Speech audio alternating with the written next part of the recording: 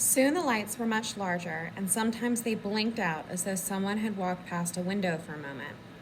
He wasn't quite sure if he would hit Bald Head right on, or if he could find the mouth of the New Meadows and row up to Malaga itself. But he decided he would take the first landfall he could find, beach the dory, and go for help. His arms felt strong. There was no panic in him. He had looked into the eye of a whale. Finally, a light detached itself from the shore and began to bob up and down in the darkness. It tacked well off from them, and then, at the end of a long angle, it tacked again and came back in with a sea breeze. Turner began to row to cut across it. He had rolled in a wave trough with a whale. Then he heard a whistle sounding shrilly over the smooth water. "Here!" shouted Turner, and waved his arm. "Why don't you go ahead and stand up and tip us over?" "Lizzie, you can close your eyes now."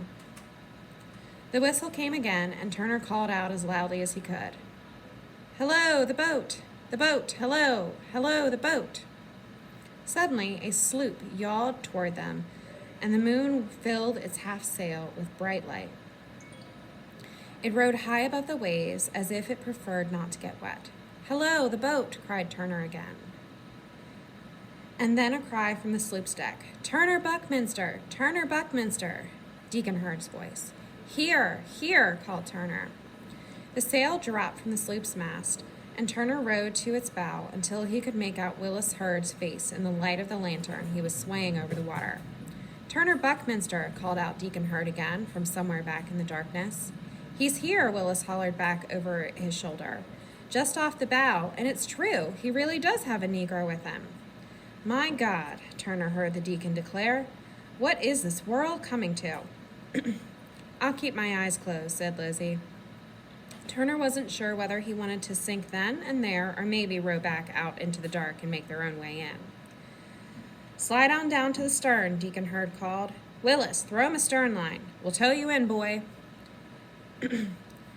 "We need to get Lizzie on board first. She's hurt." "Hurt or not, no Jonah's daughter is stepping foot on this boat. We'll tow you. Now, catch hold of the rope, and while we're bringing you in, you best think of some story about what you two are doing out here. Good Lord, boy, don't you ever think?" Turner caught the rope Willis threw out to him and knotted it in as good a knot as he could to a ring in the bow. It wasn't as good as he had hoped, though, and they hadn't gone very far before it unraveled and pulled out. "The line's away," Willis called to his father. "By all that's holy," said Deacon Hurd. Turner figured Deacon Hurd was getting more and more profane as the night wore on.